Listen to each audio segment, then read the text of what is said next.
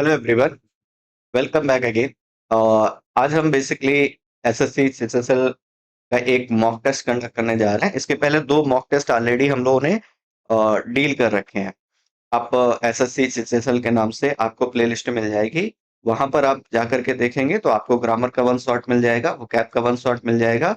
Vocab का एक one shot होगा, एक वन शॉट अभी रिमेनिंग है जिसमें synonym, antonym and spelling correction के क्वेश्चन अभी बाकी है। ये आपको कल या परसों मिल जाएगा। इसके अलावा एक वन शॉट और रिमेनिंग है जिसमें हम reading comprehension, cloze test and parajumbled तीनों को एक साथ डील करेंगे। इसके अलावा आप एफआरबी इंग्लिश सीरीज को फॉलो कर सकते हो। ये वाईटी पर बिल्कुल फ्री ऑफ कॉस्ट है, जिसके कॉन्सेप्ट्स बहुत बेहतर नहीं है ना? तो आप फॉलो कर सकते हो और ये बहुत हेल्प करने वाली है आपको। इसके अलावा एक चीज और, ये आपका बैच है। अगर आपके बहुत ही ज्यादा कॉन्सेप्ट में आपको प्रॉब्लम आ रही है तो आप बैच में एनरोल कर सकते हो, परमार इंग्लिश 2.0, है ना? हालांकि वाईटी पे लाइव होता है, 5 PM पर क्लास आपकी लाइव होती है, देन रिकॉर्डेड आपको ऐप में देखने को मिलती है। तो मॉक टेस्ट नंबर थर्ड है। आइए फिर स्टार्ट करते हैं इसके बारे में। क्वेश्चंस थोड़ा सा ट्रिकी हैं, ध्यान से करिएगा। गलतियां करने के चांसेस आपके बहुत ब्राइट होंगे। A speech or piece of writing that praises someone highly। तो कह रहे पीस ऑफ राइटिंग जो किसी व्यक्ति की बहुत ज्यादा जिसमें प्रशंसा की जाए, उसके लिए इलेजी बोलोगे, इनकोमियम, सरमन या सोलिलोकी, है ना? हालांकि इनमें से ज्यादातर वर्ड वन वर्ड सब्स्टिट्यूशन की क्लास ले रहा था, उसमें डिस्कस किए थे आप आपके साथ डिस्कस किए थे। आंसर होगा इनकोमियम। इसको लर्न भी कर सकते हो, जिसकी इनकम अच्छी है उसको हर एक व्यक्ति प्रेज करेगा। सिंपली अगर आपको लर्न करने में प्रॉब्लम है तो आप ध्यान रखिएगा, जिसकी इनकम अच्छी है उसको हर व्यक्ति क्या करेगा? प्रेज करेगा।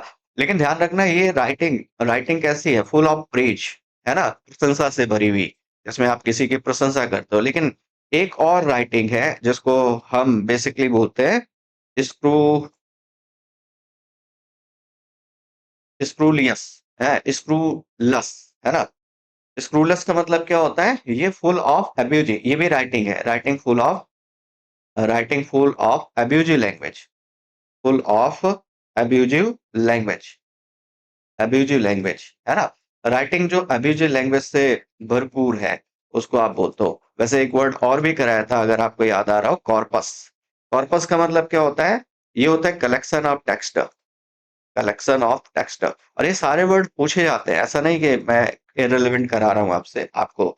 तो ये इनकोमिनियम, इनको मियम हो गया, दूसरा वर्ड ये हो गया स्कूलस, और तीसरा वर्ड हो गया कॉर्पस। तीनों का मीनिंग आपको यहाँ से क्लियर हो गया होगा। बट समटाइम्स आपसे इनकोमियम के सिनोनिम पूछे जाते हैं। तो मैं यहाँ पर डिफाइन करता हूँ, जरा इनको ध्यान से सुनिएगा एक एक वर्ड को, क्योंकि बहुत इंपॉर्टेंट वर्ड है। जैसे यूलॉजी, यूलॉजी होता है किसी की प्रशंसा करना, है ना? जैसे पैनेजेरिक, आप ये वर्ड यूज करते हो, पैनेजेरिक, है ना? पैनेजेरिक, पैन प्लस एनर्जी से याद कर सकते हो। ईयू का मतलब गुड होता है, किसी के बारे में अच्छा अच्छा बोल रहे हो, यूलॉजी है। एंड एनर्जी, पूरी एनर्जी से अगर आप काम करते हो तो हर एक व्यक्ति आपकी तारीफ करेगा। प्रेज बिल्कुल आसान सा वर्ड हो जाएगा, प्रेज, है ना? एप्रिशिएशन, सराहना, अप्रिशिएट किसी को कर रहे हो, एप्रिशिएशन मतलब किसी की सराहना कर रहे हो। एक्लेमेशन इसी को बोलते हो आप, एक्लेमेशन, एक्लेम करना, है ना? किसी को प्रेज कर रहे हो आप। आप बोलते हो अप्लाउज, अप्लाउड शायद आपने सुना होगा। अप्लाउज और अप्लाउड में डिफरेंस है। ये जो वर्ड है अप लाउड, ये वर्ब है बेसिकली। ये जो अप्लाउज है ये वर्ड नाउन है। दोनों में डिफरेंस ये है। लाउड से आप इसको सिंपली याद कर सकते हो। एक वर्ड होता है LAUD और एक वर्ड होता है LOUD। ये लाउड होता है प्रशंसा और ये लाउड होता है तेज, है ना? तो दोनों में अंतर है। कई बार आप LAUD लगाओगे, अब इन दोनों में LAUD, हालांकि यहाँ पर LAU ऐसे नाउन बना दिया है उसका। तो लाउड से प्रशंसा होता है, इतना याद रखना, है ना? एक्लेमेशन या फिर इसी को बोलते हो लॉर्डेशन। इसमें भी वर्ड आपका लाउड लगा हुआ है। लाउड, लाउड मतलब प्रशंसा होता है। जैसे वर्ड कॉम्प्लीमेंट आप यूज करते हो, कॉम्प्लीमेंट का मतलब क्या होता है? प्रशंसा होता है, कॉम्प्लीमेंट। लेकिन एक और कॉम्प्लीमेंट होता है, मैं एक स्लाइड एड करके आपको सारी चीजें समझाता हूँ। एक सेकेंड, पहले इन्हीं वर्ड्स को डिस्कस कर लेते हैं। एक सेकेंड, मैं एड कर लेता हूँ एक स्लाइड।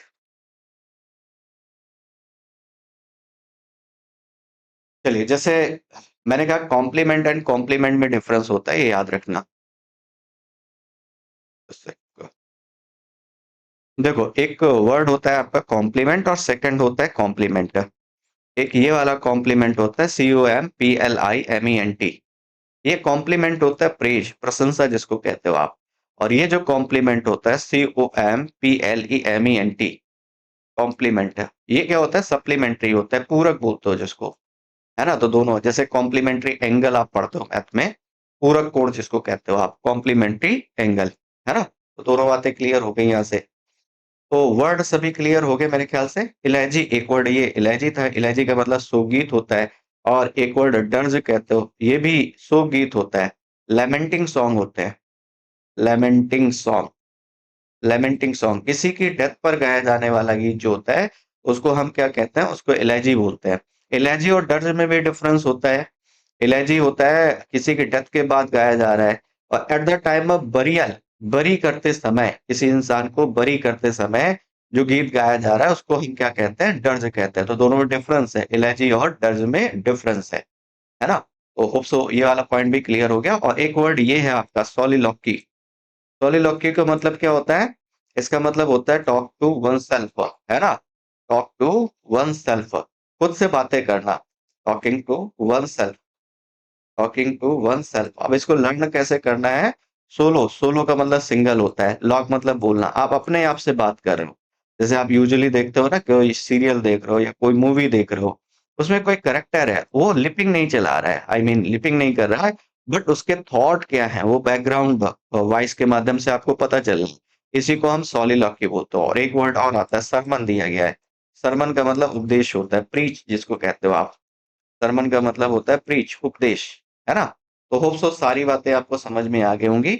यहां से इन सभी पॉइंट को आपको रिकॉल करके रखना है। एलआईजी शोक गीत हो गया, इनकोमियम मैंने ऑलरेडी समझा दिया, जिसकी इनकम ज्यादा है उसको आप प्रेज करोगे। सरमन उपदेश होता है, सॉलिल के खुद से बात करना होता है। कॉर्पस कलेक्शन ऑफ टेक्स्ट होता है। अपलाउड प्रशंसा होती है, लाउड और लाउड में डिफरेंस। स्प्रूलियस जो होता है ये राइटिंग फुल ऑफ एब्यूजी लैंग्वेज। बाकी इन वर्ड में ईयू का मतलब गुड होता है। पैन एनर्जी, पूरी एनर्जी से काम करोगे, लोग आपको प्रेज करेंगे। अप्रिशिएट कर रहे हो आप किसी को, एक्लेम कर रहे हो, लाउड LUD से बना है। और आप किसी को लाउड कर रहा हो, कॉम्प्लीमेंट कॉम्प्लीमेंट में डिफरेंस बता दिया। सर पहला question clear, answer clear, now move to second one. Correct, they are neither the editors not the contractor willing to make changes in the project. अब वॉज आएगा, server आएगा, has been आएगा, या is आएगा। एक तो ऐसे क्वेश्चंस में कभी अगर आपको आंसर फिल करना हो, तो मैं आपको बहुत अच्छी टेक्निक बता रहा हूँ जो आपको हेल्प करेगी। 90 90% हेल्प करेगी, 95% हेल्प करेगी।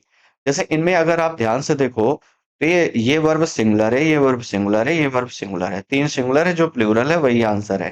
तो अगर कभी ऐसा क्वेश्चन मिले तो जो डिफरेंट लगे वही आंसर कर देना, है ना। एक तो ये सिंपल सा वो हो गया। दूसरा, इसको सॉल्व करने के लिए आपने ये वाली बात पढ़ी है कि अगर हम ईदर के साथ और का यूज करते हैं, नीदर के साथ नॉर का यूज करते हैं, ईदर और या नीदर नॉर, यहाँ पर दो सब्जेक्ट है, S1 S2 S1 S2। तो वर्ब जो आती है वो नियरेस्ट सब्जेक्ट के अकॉर्डिंग आती है, verb comes according to nearest subject. ये वाली बात आपने पढ़ी है, verb comes according to nearest subject. अब ध्यान से देखना, आपने क्या किया है, आपने स्टेटमेंट पढ़ा होगा अफर्मेटिव वाला, आपने स्टेटमेंट पढ़ा होगा इंट्रोगेटिव वाला, लेकिन ये तीसरे टाइप का स्टेटमेंट दे रहा है जो सेंटेंस देयर से स्टार्ट होते हैं। अब अगर आप समझ पा रहे हो तो ठीक है, नहीं समझ पा रहे हो तो मैं आपको पॉइंट समझाता हूँ।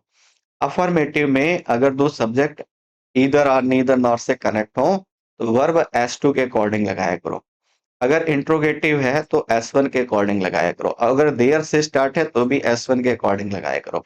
या तो आप ये नियरेस्ट सब्जेक्ट पहचानना जान जाओ, नहीं पहचान रहे हो तो फिर सेंटेंस का टाइप देख लेना, इन्हीं तीन टाइप से सेंटेंस दिया गया होगा।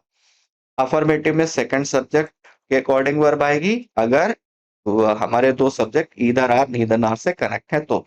इंट्रोगेटिव में S1 के अकॉर्डिंग और देयर में भी S1 के अकॉर्डिंग। अब देखो यहाँ पर दो सब्जेक्ट हो गए, एडिटर फर्स्ट सब्जेक्ट हो गया, कॉन्ट्रैक्टर सेकंड सब्जेक्ट हो गया। वैसे भी देखो वर्ब के पास में एडिटर्स है तो इसके अकॉर्डिंग वर्ब आएगा, है ना। ये जो कॉन्ट्रैक्टर है वर्ब से दूर है, वर्ब आपको यहाँ पर फिल करनी है। और ना अगर यकीन हो तो स्केल रख करके इसको मेजर कर लेना आप। ठीक है, बात क्लियर हो गई।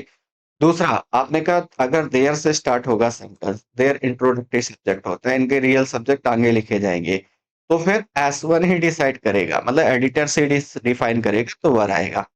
एक और पॉइंट यहाँ पर ध्यान रखना, अगर दो सब्जेक्ट है not only but also say connect हो, not only but also say connect हो, तो जो वर्ब आएगी वो वर्ब आएगी एस टू के अकॉर्डिंग, सेकंड सब्जेक्ट के अकॉर्डिंग। इसमें फिक्स है, क्योंकि इसमें हम क्या करते हैं, पहली वाली बात को निगेट कर रहे होते हैं, बात वाली बात को हाईलाइट कर रहे होते हैं।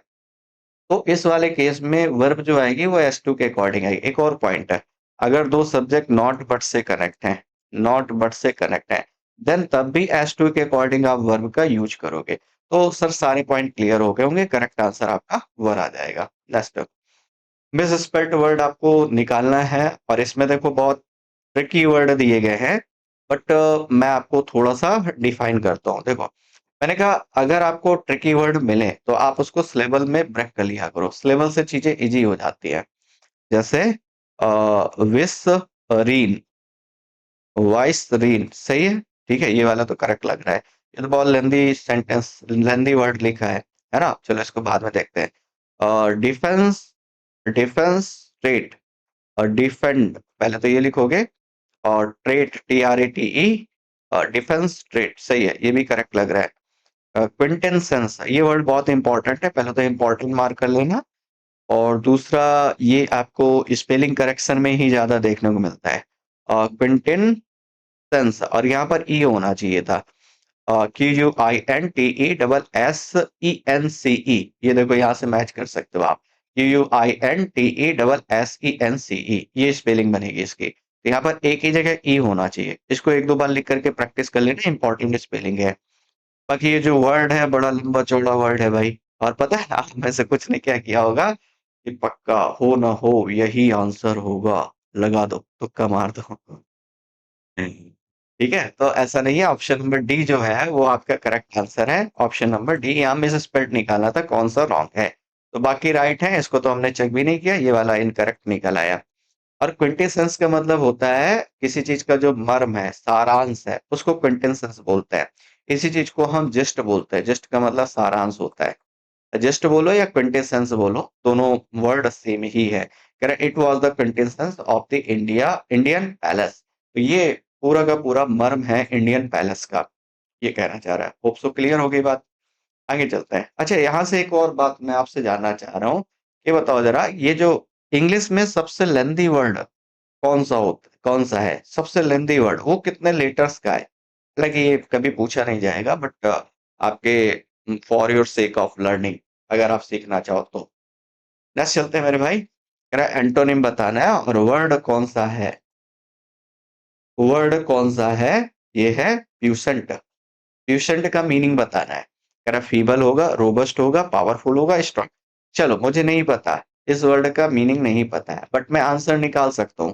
कैसे, देखो हम आंसर निकाल, फीबल मतलब कमजोर होता है, ये तो जानते हो आप, जो वीक है, जो कमजोर है, उसको फीबल बोलता हूँ। रोबस्ट मतलब पावरफुल होता है, स्ट्रांग होता है, पावरफुल, स्ट्रांग, अच्छा ये तीनों का मतलब मजबूत हो गया, इन तीनों का मीनिंग हो गया मजबूत, ये इसका अपोजिट हो गया। और अगर आपको तीन सेम मिलना है, एक डिफरेंट मिलना है, जो डिफरेंट है वही आंसर है, तो यहाँ करेक्ट आंसर आ जाएगा feeble, feeble will be your correct answer. ठीक है, वैसे इसको लर्न भी कर सकते हो, फ्री का बल नहीं है, जब बॉडी में फ्री का बल नहीं रहता तो हम कमजोर हो जाते हैं। जो फ्री का बल मतलब नेचर वाला, नेचर के द्वारा दिया गया जो फोर्स है, वो नहीं रहता, तो हम कमजोर हो जाते हैं, है ना। अब इसके कुछ वर्ड कर लेते हैं ट्यूशन के, है ना। पीयूष की जो आंट है वो बहुत पावरफुल है भाई, है ना, सिंपली ऐसे लर्न करना, पीयूष की जो आंट है वो बड़ी पावरफुल है, बहुत स्ट्रांग है ना। अब इसके कुछ वर्ड्स डिस्कस कर लेते हैं मेरे भाई, देखो जरा ध्यान से सुनना। एक तो सिंपली आप यही बोलोगे कि ये क्या है, पावरफुल है, आपने कहा स्ट्रांग है, स्ट्रांग है, आपने कहा रोबस्ट है, ये तीनों वर्ड तो सेम जो ऑप्शन में दिए थे वही मैंने पिक कर लिए, ठीक। फिर मैंने कहा इसके अलावा टेनासियस, टेनासियस का मतलब वैसे होता है डिटरमाइंड, फर्म, स्ट्रॉन्ग, मेंटली जो टफ होता है उसके लिए वर्ड हम टेनासियस यूज करते हैं। एक ऐसा पर्सन जो मेंटली टफ है, उसके लिए वर्ड यूज करते हैं टेनासियस, है ना। जैसे आपने कहा माइटी, माइटी मतलब होता है पावरफुल, माइटी किंग जैसे बोलते हो, ओ माइटी किंग, है ना? ओ माइटी किंग, ओ माइटी किंग, ओ पावरफुल किंग, आप इनडायरेक्टली ये कहते हो, है ना? जैसे वो बड़ा अच्छा सा एक वर्क है और कोई है जिसमें वो किंग होता है, बड़ा पावरफुल होता है, उसको लगता है कि मुझे कौन ही डिस्ट्रॉय कर सकता है।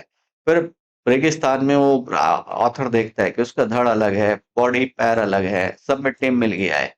ये किस किस लिए पावरफुल है ना? वो केवल तब तक है जब तक वो गद्दी पर है, सीट पर है। वो माइटी मतलब पावरफुल होता है, ओ माइटी किंग, सिंपली याद रखना। ये वाली बात क्लियर हो गई। जैसे आप बोलते हो डोमिनेंट, इस तरीके का पर्सन, जो व्यक्ति डोमिनेंट होगा, है ना? जो पावरफुल होगा, ऑब्वियस सी बात, वो डोमिनेंट नेचर वाला होगा, है ना? विगरस, जिसके अंदर विगर होगा, जिगर होगा, वो पावरफुल होगा। इन्फ्लुएंशियल, आप ये कह सकते हो, इन्फ्लुएंशियल, इन्फ्लुएंस है जिसके पास, पावर है। इन्फ्लुएंस का मतलब इनडायरेक्टली वही पावर है। और आपने कहा स्टॉल वर्ड, जो वर्ड की तरीके, वॉल की तरीके, स्टॉल है वॉल की तरीके, राहुल द्रविड़ की तरीके, वो बिल्कुल पावरफुल है। तो होप सो सारे वर्ड समझ में आ गए होंगे, आंसर समझ में आ गया होगा, that will B option number first. Next, spot the correct spelling of a drug effect psychology field. Drug effect psychology field को आप क्या कहते हो? मैंने कहा भाई सिलेबल वाला काम करना है। पहले तो लॉजी होगा, इसमें वाई आया नहीं है तो ये तो हट गया, लॉजी होगा, है ना? और फील्ड की बात करो तो ऑब्वियस सी बात लॉजस से बनेगा, लॉजी आएगा, तो ये तो इनकरेक्ट हो गया। एक तो हमने पहले इसको एलिमिनेट कर लिया, सेकंड वाला। अब बाकी देखो, साइको लिखोगे, PSYCHO, PSYCHO, PSYCHO, यहां तक तो क्लियर है। और ये वर्ड फार्मा लगा हुआ है ना? फार्मा, PHARMA, यहाँ पर देखो PHARME आ गया, ये वाला ऑप्शन भी इनकरेक्ट हो गया। और लास्ट में देखोगे आप,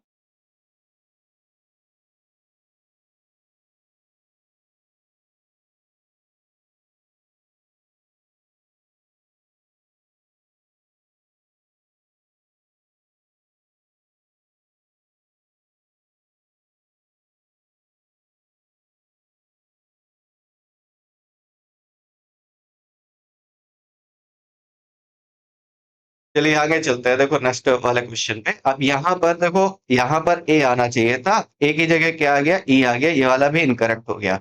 अब इस वाले में देखो, फार्मा, फार्मा तो पूरा आप लिखोगे ना, PHARMA, है ना? ये लिखोगे, तो इस वजह से ये भी इनकरेक्ट हो गया। करेक्ट आंसर कौन सा हो गया? That will be first. पर बात क्लियर हो गई, आगे चलते हैं next. Select the most appropriate antonym of the given word erudite. देखो एरुडाइट का मीनिंग क्या होता है आपको बताना है, उसका एंटोनिम बताना है।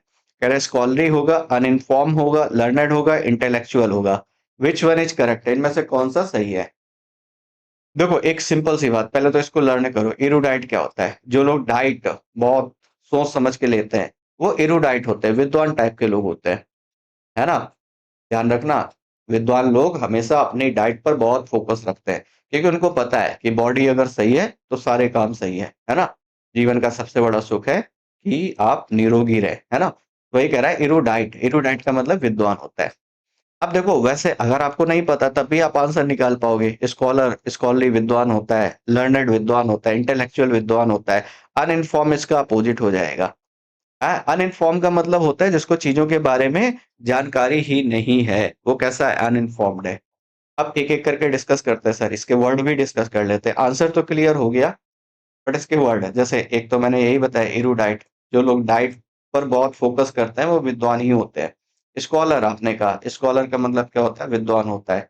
इंटेलेक्चुअल, ये तीनों वर्ड तो मैंने वही लिखे हैं जो दिए गए हैं, इंटेलेक्चुअल, है ना?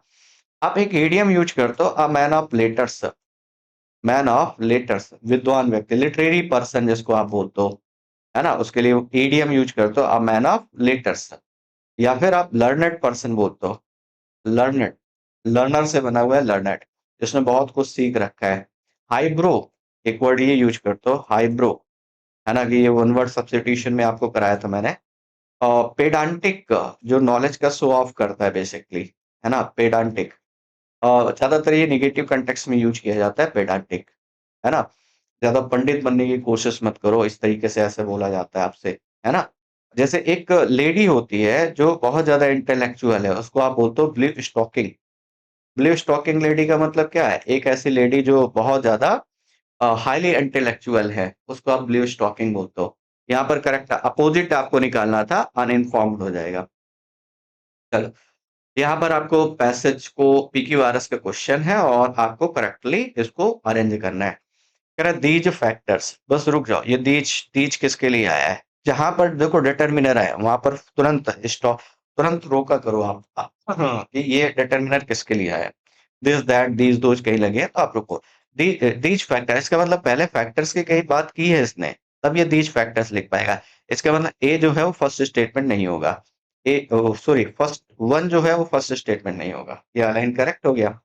अब बाकी देखो, आगे चलते हैं। कह रहा है include the amount of sunlight received. कह रहे हैं ये जो फैक्टर्स हैं ये अमाउंट ऑफ सनलाइट को रिसीव करते हैं। The composition of the atmosphere and the earth orbit, है ना।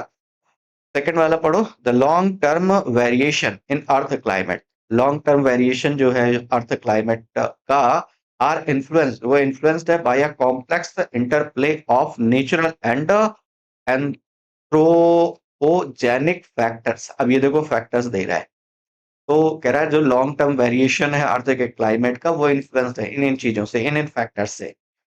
अब ये वाली बात अगर देखोगे आप, तो मैंने यहाँ पर एक मैंडेटरी पेयर बनाया कि सर 2 1 का मैंडेटरी पेयर बनेगा।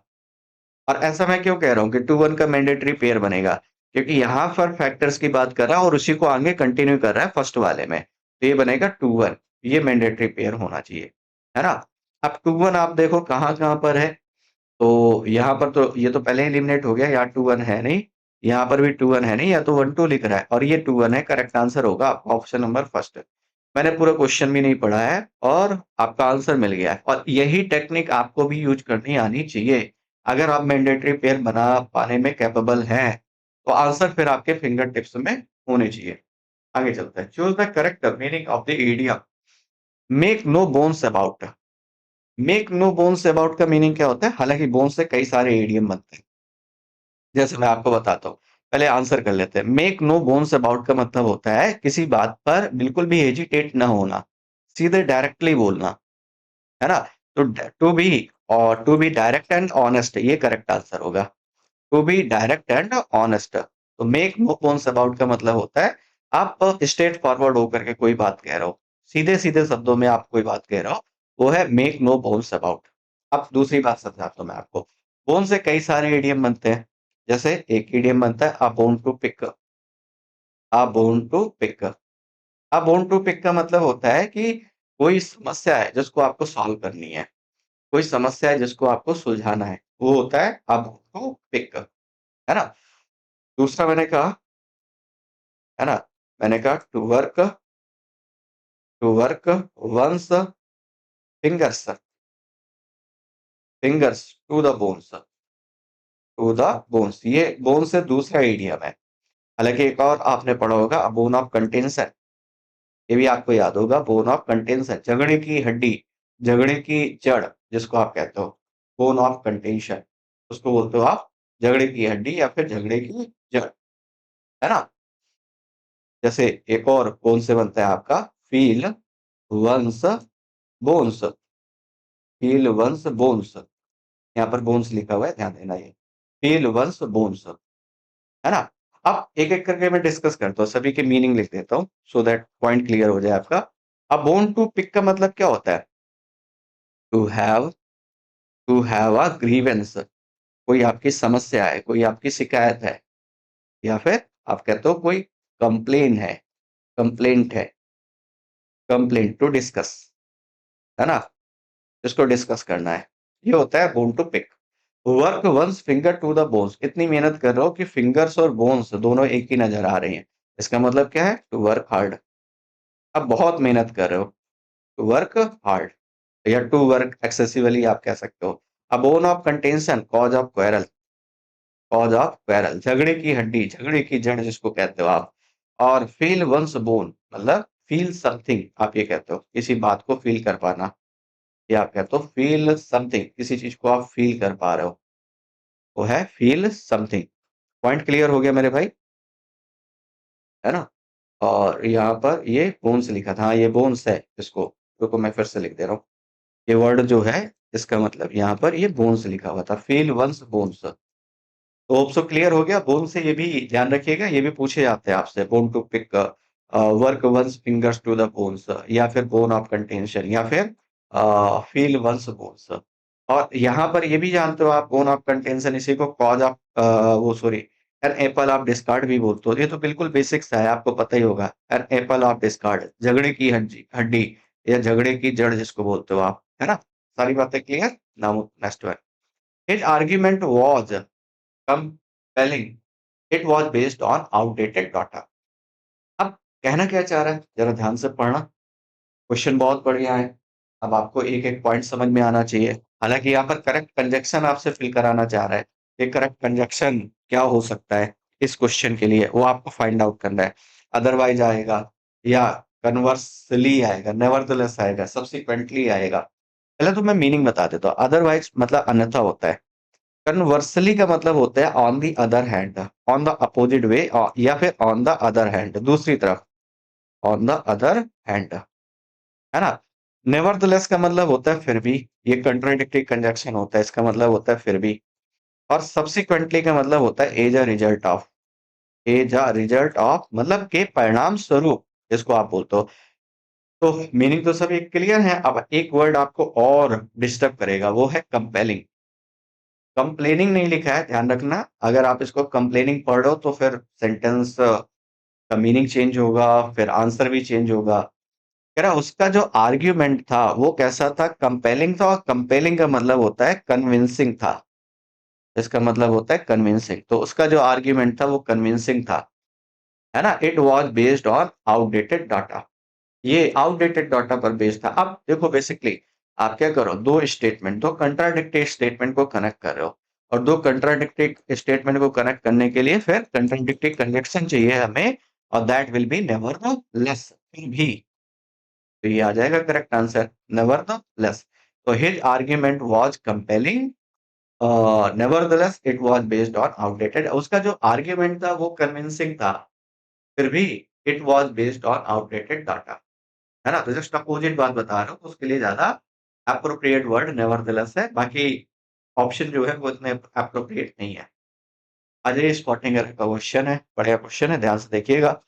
इसको आप सॉल्व कर ले तो आपको पूरे के पूरे 2 रुपए नगद इनाम अभी देता हूँ, है ना।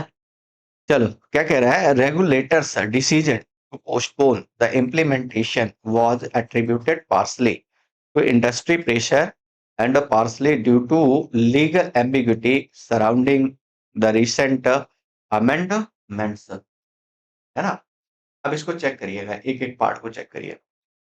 कह रहा है रेगुलेटर्स का जो डिसीजन है पोस्टपोन करने का द इम्प्लीमेंटेशन को, वो एट्रीब्यूटेड है, पार्सली मतलब होता है आंशिक रूप से, तो इंडस्ट्री प्रेशर, इंडस्ट्री कह रहा आंशिक रूप से इंडस्ट्री प्रेशर को एट्रीब्यूटेड है, और पार्सली किसको, लीगल एम्बिग्यूटी सराउंडिंग को एट्रीब्यूटेड है, ये कहना चाह रहा है। अब अगर आप पैरेललिज्म का कॉन्सेप्ट लगाओ, तो यहाँ पर पार्सली टू इंडस्ट्री प्रेशर, ये तो सही हो गया। यहाँ पर पार्सली टू यहाँ पर भी होना चाहिए, तो ये ड्यू टू तो अननेसेसरली लगा रहे हो आप, है ना। तो यहाँ पर ड्यू का यूज जो है वो अननेसेसरली है। हालांकि देखो दोनों में पैरेललिज्म आप लगा करके देखो, आपको पॉइंट क्लियर हो जाएगा। तो यहाँ पर ड्यू जो लगा है ये अननेसेसरली लगा है, इसको ड्रॉप कर दीजिए। Option number third will be your correct answer. Marking जरूर बताना मुझे लास्ट में, ठीक है। I am very curious to know कि आप कहाँ पर स्टैंड कर रहे हैं। He is looking forward to meet you. पहली बात तो मैं एक बात बता दूं, ये दो क्वेश्चन मैंने आपको बहुत बार बताया है, बार बार पूछे जाते हैं। लुक फॉरवर्ड के साथ क्या करते हो, टू का यूज करते हो। विथ अ व्यू के साथ क्या करते हो, विथ अ व्यू के साथ क्या करते हो, टू का यूज करते हो। लुक फॉरवर्ड टू का मतलब होता है होप करना, है ना। With a view to anticipate करना। अब क्या कह रहा है, इज लुकिंग फॉरवर्ड टू। अब ये अंडरलाइन पार्ट है, क्या कह रहा है, हाईलाइटेड पार्ट, ये अंडरलाइन पार्ट है, लुक फॉरवर्ड टू। तो look forward to meeting, sorry, मैं इसको थोड़ा सा और करेक्ट करूं। ये इतना अंडरलाइन है आपका, टू मीट के बाद से अंडरलाइन है पार्ट, ये वाला पार्ट अंडरलाइन है। ये शून भी नहीं है, शून दिया है, चट कोई बात नहीं। देखो अब ये क्या बनेगा, आप समझना इसको। पहली बात तो लुक फॉरवर्ड, इज लगा है तो लुकिंग लिखोगे, लुकिंग फॉरवर्ड, इसके बाद टू आएगा, टू के बाद देखो इनके बाद जो वर्ब आती है वो आईएनजी फॉर्म में आनी चाहिए। आईएनजी फॉर्म में आनी चाहिए मतलब क्या होना चाहिए? जीरंड होना चाहिए। क्या होना चाहिए? जीरंड। तो यहाँ पर क्या बनेगा? यहाँ पर बनेगा मीटिंग, है ना? Look forward to meeting you soon. यहाँ पर correct answer that will be first. 11 clear हो गया सर? 12 में आ जाओ। तो द व्हाइट फीदर। अब देखो फीदर से कई सारे इडियम बनते हैं, है ना? उनमें से एक आपसे पूछ रहा है सफेद फीदर शो करना, है ना? फीदर मतलब ऐसे पंख होते हैं। तो कह रहा है सो व्हाइट फीदर, ये देखो जैसे व्हाइट फ्लैग है या व्हाइट फीदर है, ये कावर्डिस का सिंबल होते हैं, कायरता का। टू एक्ट कावर्डली, कायरता के साथ काम करना। अब फीदर से कई सारे एडियम हैं, वो थोड़ा समझने की कोशिश करते हैं। जैसे आता है, एक आता है आपका birds of same feather. Birds of same feather, दो व्यक्ति जो सेम नेचर के हैं, उनको बोलते हो आप feather for one's own nest. Feather for one's own nest, कोई व्यक्ति जो सिर्फ अपने बारे में सोच रहा है ना?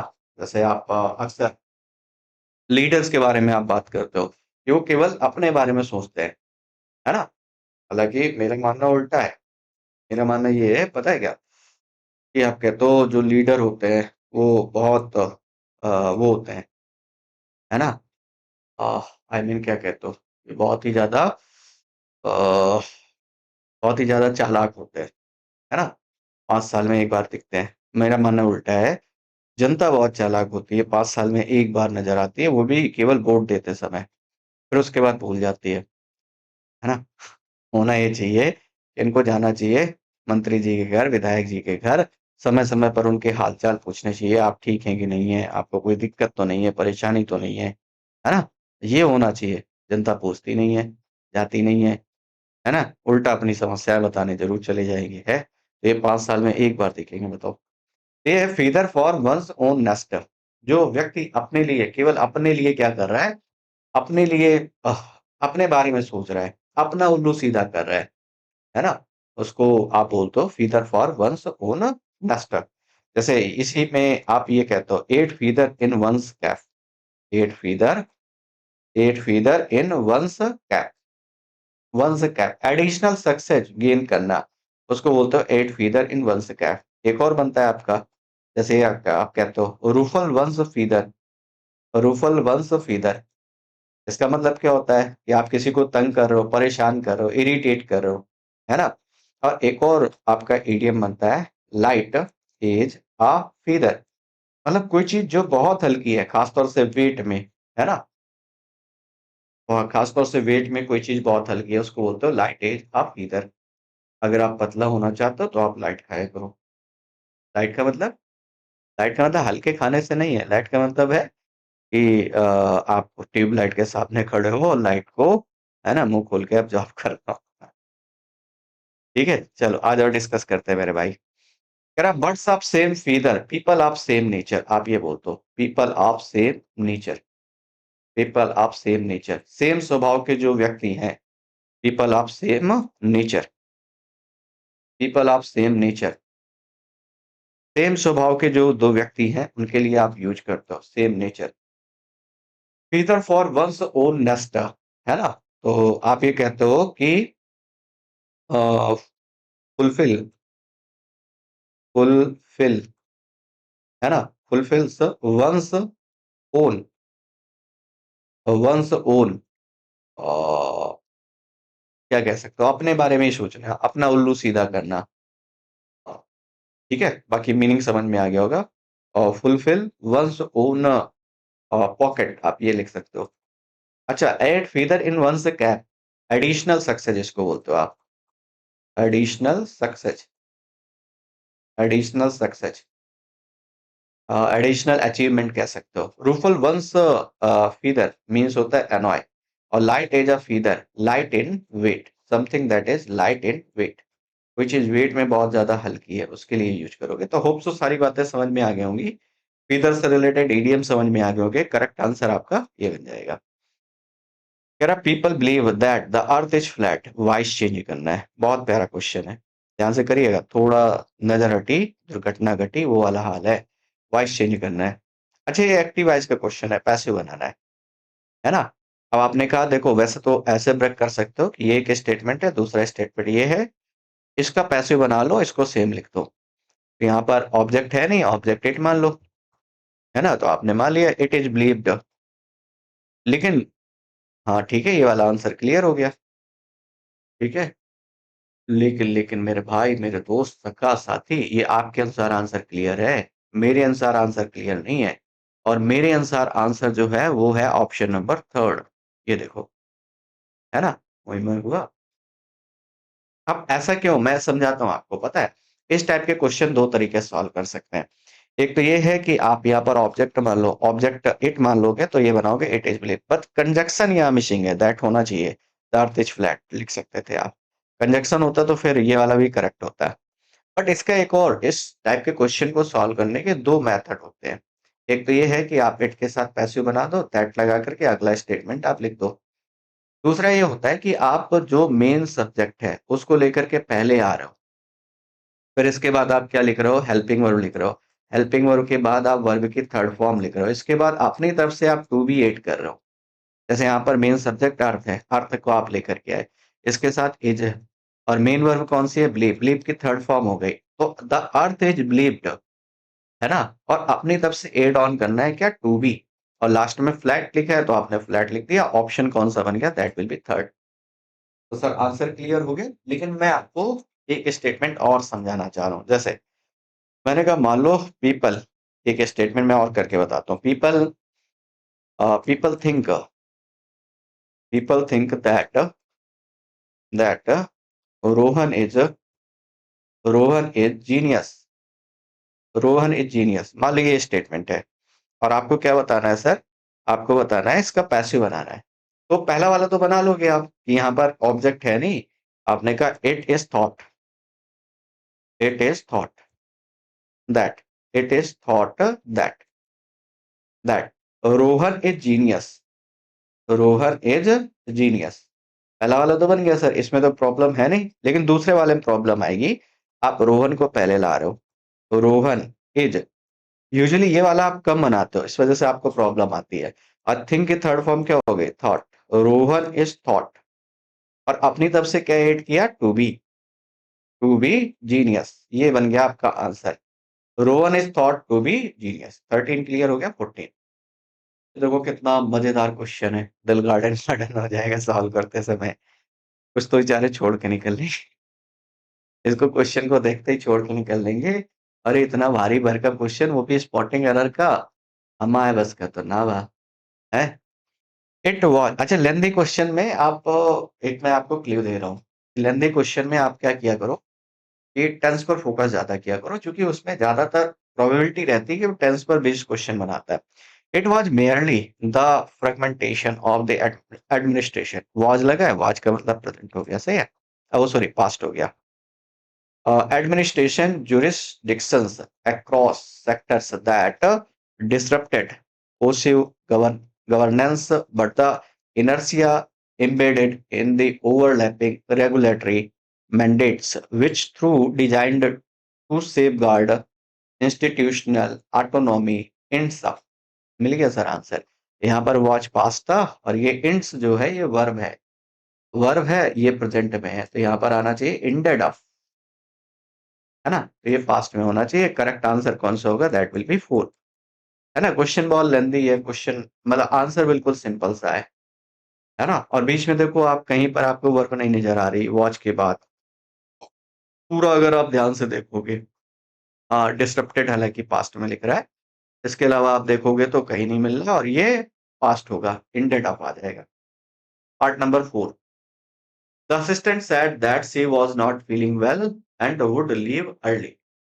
ये मैंने जानबूझ करके इजी रख दिया है, सो दैट आपको प्रॉब्लम ना आए, आप इजीली सॉल्व कर पाओ इसको। क्या कहना चाह रहा था, असिस्टेंट सेड, अच्छा इसमें नरेशन चेंज करना है, डायरेक्ट बनाना है, ये इनडायरेक्ट है, इनडायरेक्ट है, डायरेक्ट बनाना है। वॉज नॉट फीलिंग वेल, तो ये पहले पास्ट कॉन्टिन्यूस है तो पहले प्रेजेंट कॉन्टिन्यूस रहा होगा। Is am are not feeling well, ये होना चाहिए। तो यहाँ पर है एम नॉट फीलिंग वेल, मे भी हो सकता है वॉज नॉट, अगर वॉज नॉट होता और पास्ट है, मेन वर्ब पास्ट है, तो फिर ये चेंज हो जाता पास्ट परफेक्ट कॉन्टिन्यूअस में। ये वाला तो ऑप्शन एलिमिनेट हो गया। आई एम नॉट वेल नहीं, I am not feeling well पूरा लिखना पड़ेगा। ये भी इनकरेक्ट हो गया। आई एम नॉट वेल ये भी इनकरेक्ट हो गया। करेक्ट आंसर आपका कौन सा आ गया? फर्स्ट। बाकी आप चेक कर सकते हो, और वैसे भी चेक कर सकते हो। यहाँ वुड है तो यहाँ पर क्या रहा होगा? विल रहा होगा। आगे चलता है नेक्स्ट। दिस अलाउज, और मैंने कहा था कि देखो जब भी आप क्वेश्चन सॉल्व करें PQRS के, तो ये बड़ा इंपॉर्टेंट हो जाता है कि आपको क्या करना है, डिटर्मिनर पर को अंडरलाइन करना। दिस अलाउज, दिस क्या है? डिटर्मिनर है। दिस क्या है? डिटर्मिनर है। This allows a program to specify the structure and behavior of an object oriented program। ये चीज अलाउ करती है। दिस अलाउज अ प्रोग्राम, ये चीज अलाउ करती है कि एक प्रोग्राम जो स्पेसिफाई है the structure and behaviour of an object oriented program को, है ना। ऑब्जेक्ट ओरिएंटेड प्रोग्राम, अच्छा ये फर्स्ट जो है ओपनिंग स्टेटमेंट नहीं होगा, क्योंकि दिस किसके लिए आया है वो आपको डिफाइन करना पड़ेगा।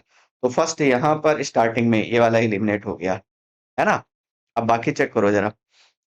ऑब्जेक्ट ओरिएंटेड प्रोग्राम जो है, जिसको OOP कहा जाता है, OOP is a programming paradigm based on the concept of objects which can contain data and code, जिसमें डेटा और कोड देखने को मिलते हैं। A central tenet of OOP is the concept of a class which acts as a blueprint for creating objects. अब आप पता है the key advantage of this approach, अब दिस अप्रोच लिख रहा है, इसका मतलब पहले कोई अप्रोच बताई गई है, तो फोर ओपनिंग स्टेटमेंट नहीं होगा। ये भी क्लियर हो गया। फोर ओपनिंग स्टेटमेंट नहीं होगा, फर्स्ट ओपनिंग स्टेटमेंट नहीं होगा। अब आंसर इन्हीं दोनों में से आने वाला है, या तो 2314 होगा या फिर 3142 होगा। अब ओपनिंग स्टेटमेंट आपको कौन सा लग रहा है? या तो सेकंड लग रहा होगा या तो थर्ड लग रहा होगा। अब मैं आपको क्यों बताता हूँ, है ना, कि मैंने कहा सेकंड और थर्ड जो है वो मैंडेटरी पेयर है। ऐसा क्यों कह रहा हूँ जरा समझना।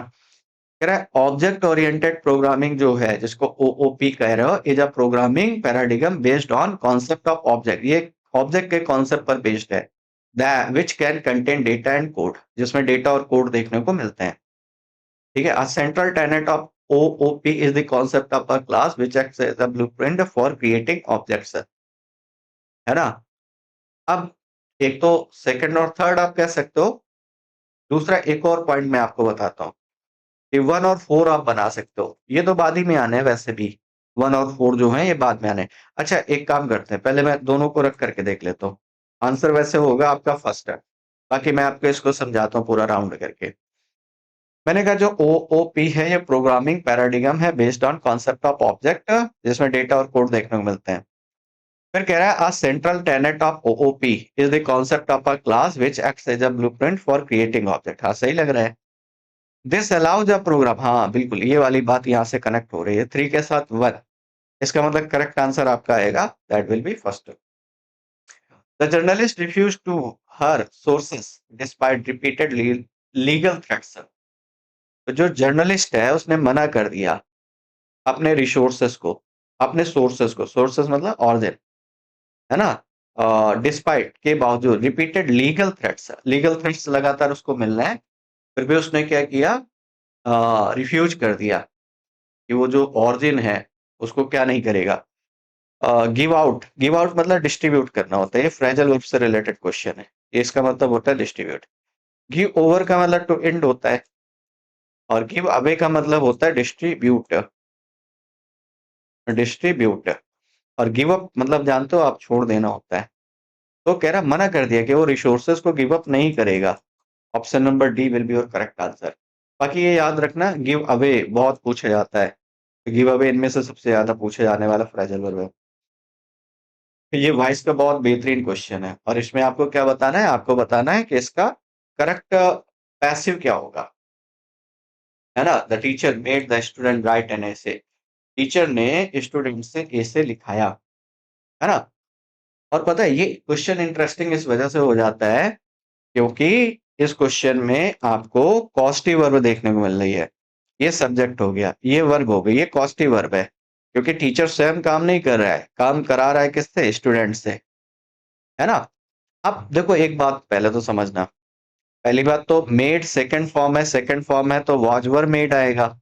यहाँ पर वर मेड, यहाँ पर were made, were made, are made, ये वाला ऑप्शन एलिमिनेट हो गया। दूसरा यहाँ पर एक बात और ध्यान रखनी है आपको, पता है क्या? कि जब आप पैसिव बनाते हो खासतौर से कॉस्टिव वर्ब पे, तो जैसे आपने मेड लिखा, तो मेड के बाद फिर पैसिव वॉइस में 2 प्लस V1 आना चाहिए। ये एक्टिव वॉइस में नहीं आता, एक्टिव वॉइस में तो डायरेक्ट लिखते हो आप, एक्टिव वॉइस में तो डायरेक्ट V1 लिखते हो आप, है ना? ये वाली बात ध्यान रखना। यहाँ पर क्या बनेगा? The students were made to write. अब यहाँ राइटिंग लिख रहा है ना? यहाँ पर टू नहीं लगा है, इस वजह से एलिमिनेट हो गया। करेक्ट आंसर हो जाएगा ऑप्शन नंबर सेकंड। तो बात क्लियर हो गई। Now move to 19। 19 ही आएगा। 19 क्या कह रहा है? अब ये होमोनिम का क्वेश्चन है, ध्यान से देखिएगा। ये क्वेश्चन है जिसमें आपको होमोनिम के बारे में बताना है, करेक्ट होमोनिम बताना है। The knight raised his pauldron before mounting. अब ये पहले तो ये पॉल्ड्रन क्या होता है, ये अंडरलाइन है, वैसे यहाँ पर अंडरलाइन नहीं किया है, मैं अंडरलाइन कर देता हूँ। पॉल्ड्रन के बारे में बताना है। अब पहले तो ये समझ लो कि इसका मीनिंग क्या होता है। ये जो वर्ड है ना पॉल्ड्रन, इसका मीनिंग क्या होता है? पॉल्ड्रन का मतलब होता है a piece of armour that covers the shoulder, that covers the shoulder, that covers the shoulder. जो शोल्डर को कवर करता है, मतलब एक तरीके का कवच जो शोल्डर को कवर करता है, उसको हम पॉल्ड्रन बोलते हैं। और होमोनिम आप जानते हो कि इसके दो मीनिंग होंगे। एक मीनिंग तो ये आपको पता करना है, दूसरा जो डिफरेंट है वो आपको समझना है कहां पर है। तो नाइट ने रेज किया अपना पॉल्ट्रन बिफोर माउंटिंग, माउंट करने से पहले उसने अपने पॉल्ट्रन को रेज किया, ऊपर उठाया। अब blacksmith polish the steel pauldron, ये तो ठीक है कि जो ब्लैक स्मिथ है उसने पॉलिश किया है किसको? स्टील पॉल्ट्रन को। अंटिल इट ग्लीम्ड, जब तक चमक नहीं आ गई। तो ये वाली बात तो सही लग रही है। The art historian admired the engraved pauldron of the effigy. Effigy की मतलब कोई प्रतिमा है, मूर्ति है। तो कह रहा है जो आर्ट हिस्टोरियन है उसने प्रशंसा की जो इनग्रेव्ड पॉल्ट्रन है ऑफ द इफी की। हाँ ठीक है, ये भी सही लग रहा है। The biology student dissect the pauldron of the sea slug. अच्छा ये मीनिंग अलग हो गया कि बायोलॉजी जो स्टूडेंट है उसने डाइसेक्ट किया। डाइसेक्ट मतलब विभाजन करना होता है, तो ये तो किसी लिविंग ऑर्गेनिज्म की बात करना चाह रहे हैं, क्योंकि डाइसेक्शन किसी लिविंग ऑर्गेनिज्म का होगा। और museum displayed 15th century Italian pauldron, तो म्यूजियम में 15th सेंचुरी जो इटालियन पॉल्ड्रन है वो देखने को मिला। ये तीनों तो सही लग रहे हैं, देखो फर्स्ट वाला भी, सेकंड वाला भी एंड फोर्थ वाला भी। करेक्ट आंसर आपका जो होगा that will B third. Homonym निकालना था आपको। ठीक है चलो। The coach set the players were improving with each match. हालांकि ये पीवाईक्यूज पे क्वेश्चन है, बट इसमें आंसर मिस्टेक है पीवाईक्यूज के क्वेश्चन में, है ना? मैं उसको रेक्टिफाई करके कराने वाला हूँ। देखो, सेट द कोच सेट। पहले तो लिखोगे कैसे, वो एक क्वेश्चन है आपका। पहली बात तो वो हो गई। दूसरी बात ये है कि वर इम्प्रूविंग और सेट लिख रहा है, सेट लिख रहा है, इसका मतलब पास्ट में होगा, पास्ट है। अच्छा, ये वर इम्प्रूविंग कब बनेगा? जब प्रेजेंट कॉन्टिन्यूअस रहा होगा तभी तो पास्ट कॉन्टिन्यूअस आप बनाओगे। प्रेजेंट कॉन्टिन्यूअस को ही आप इसमें चेंज करते हो, पास्ट कॉन्टिन्यूअस में चेंज करते हो, है ना? तो ये वर इम्प्रूविंग तब रहा होगा जब पहले आर इम्प्रूविंग रहा होगा।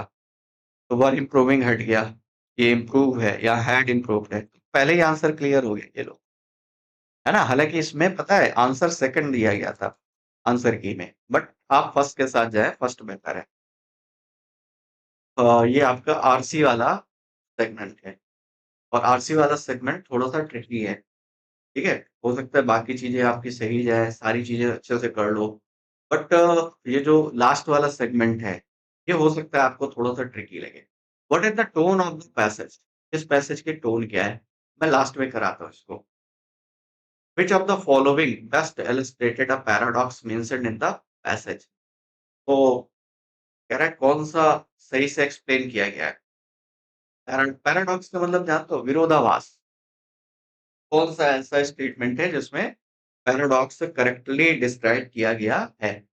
पहले तो मैं एक बार पैसेज आपको शो कर देता हूँ कि आप देख लीजिए। ये पैसेज है, आप पॉज कर लीजिए, देख लीजिए, पढ़ लीजिए। ये पहली स्लाइड है और ये दूसरी स्लाइड है। आप की कंप्लेन थी ना कि बहुत लेंदी-लेंदी पैसे जा रहे हैं, है ना? आरसी में और वो हम कर नहीं पा रहे हैं। तो ये वही वाले लेंदी पैसे थे। आप देख लो एक बार, ठीक है? अब मैं चलता हूँ क्वेश्चन की तरफ। देखो, पैराडॉक्स का मतलब क्या होता है कि जस्ट जब अपोजिट जैसे एक स्टेटमेंट है, दूसरा स्टेटमेंट आप इसके जस्ट अपोजिट लिख रहे हो। Fair is foul, foul is fair, है ना? Truth is beauty, beauty is truth. तो जस्ट अपोजिट स्टेटमेंट जब आप लिखते हो तो उसको पैराडॉक्स बोलते हैं। टेक्नोलॉजी इनेबल्स अब ये क्वेश्चन पता है बिना पढ़े सॉल्व कर सकते हो। इसके लिए आपको पैसेज को रीड करने की ज़रूरत ही नहीं है। टेक्नोलॉजी इनेबल करती है क्रॉस कल्चरल एम्पैथी। ठीक है? तो इसमें कोई अपोजिशन वाली बात है नहीं, कंट्राडिक्शन की बात है नहीं। Emojis unify people emotional across culture. Emojis जो हैं वो यूनिफाई करते हैं इमोशनल है, ठीक है? ये भी कंट्राडिक्शन नहीं शो कर रहा है। फ्लुएंसी इन लैंग्वेज, लैंग्वेज में जो फ्लुएंसी बेसिकली जो पैसेज है लिंग्विस्टिक को लेकर के डिफाइन किया गया है, लिंग्विस्ट को लेकर के। अभी मैं उसके बारे में समझाता हूँ आपको। देखो क्या कह रहा है फ्लुएंसी इन लैंग्वेज, जो लैंग्वेज की फ्लुएंसी है कैन स्टिल लीड मिसकम्युनिकेशन। अब देखो एक तरफ तो बता रहा है फ्लुएंसी है और फ्लुएंसी में कम्युनिकेशन अच्छा होना चाहिए। ये तो जस्ट अपोजिट बात हो गई ना can still lead to miscommunication. ये जस्ट अपोजिट बात हो गई अपोजिट बात हो गई तो यहीं पर करेक्ट आंसर होगा पैराडॉक्स इसी वाले स्टेटमेंट में देखने को मिल रहा है ना? चलो 23 ये तो बिना पढ़े हमने सॉल्व किया है। मेरा the phrase semiotic dissonance most likely refer to ऐसे मैं आपको समझाता हूँ देखो। एक वर्ड आता है सिंटैक्स ये आपने बहुत पढ़ा होगा। एक वर्ड आता है सिमेंटिक्स सिमेंटिक्स और एक वर्ड आता है सिमोस्टिक सिमोस्टिक, है ना? तीनों में डिफरेंस क्या होता है? ये सिंटैक्स ये ग्रामर की बात करता है कि आपकी ग्रामर सही होनी चाहिए।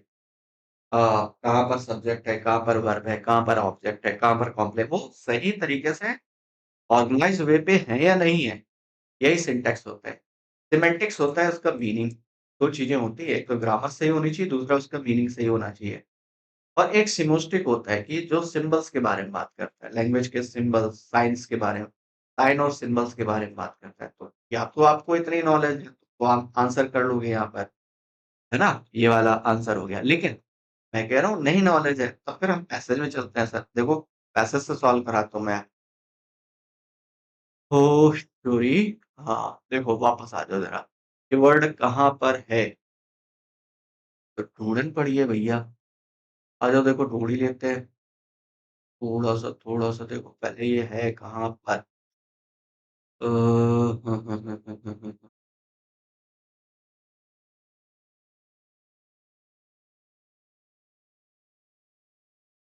ये लिख रहा है देखो सिमोस्टिक dissonance.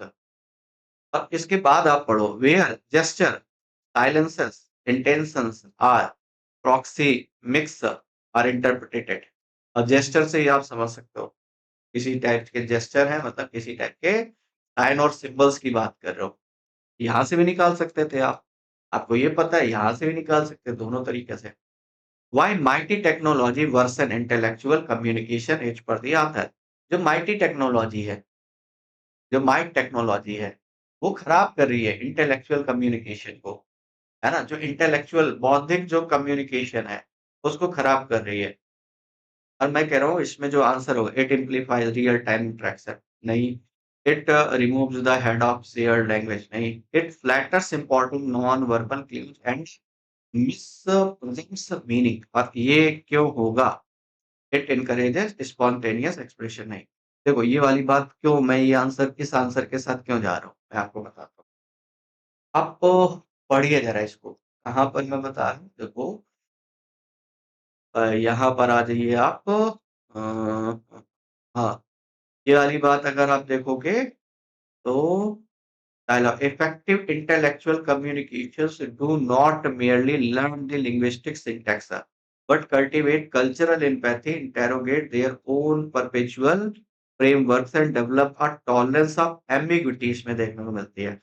It is within its cognitive dissonance that riches intellectual growth unfolds not through the elimination of difference but through the its embrace। अच्छा ये यहाँ पर तो नहीं, यहाँ पर आ जाओ ज़रा। ये वाली बात हाँ, सॉरी, ये है देखो ये टेक्नोलॉजी व्हाइल ऑस्टेंसिबली ये आंसर है देखो यहाँ से। Technology while ostensibly bridging geographic divides further complicates intercultural interaction. Emojis, for instance, are semantically fluid. A single icon may evoke one in one culture and sarcasm in another. Basically कहना क्या चाह रहा है अब मैं समझाता हूँ पूरी बात। ये वाला आंसर आपने क्यों लिया है? देखो जरा, कह रहा है जो माय टेक्नोलॉजी है वो वर्स कर रही है इंटेलेक्चुअल कम्युनिकेशन को, खराब कर रही है। क्यों?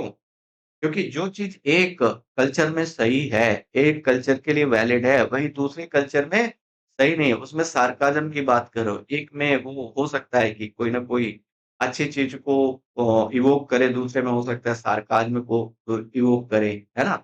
इस वजह से डिफरेंसेस देखने को मिलते हैं, इसलिए खराब है ऑथर के अकॉर्डिंग। और ये यहाँ से यहाँ तक इस लाइन में इसका आंसर है। एक बार रीड करेंगे तो आपको क्लियर हो जाएगा। अब रेगुलर इंटरवल्स पर मैं सोच रहा हूँ आपको लगातार मॉक आपको प्रोवाइड किए जाएँ, है ना? सो दैट आप अच्छे से एनहांस कर पाओ अपनी चीज़ों को, है ना? तो कोशिश करूँगा मैं नियर अबाउट आपको 10 मॉक तो कम से कम इस हल्के हो ही जाए, ठीक है? देखते हैं कितने हो पाते हैं, ठीक है? Thank you so much. बाकी सेशन कैसा लगा ज़रूर कमेंट करके बताइएगा। थैंक यू, जय हिंद।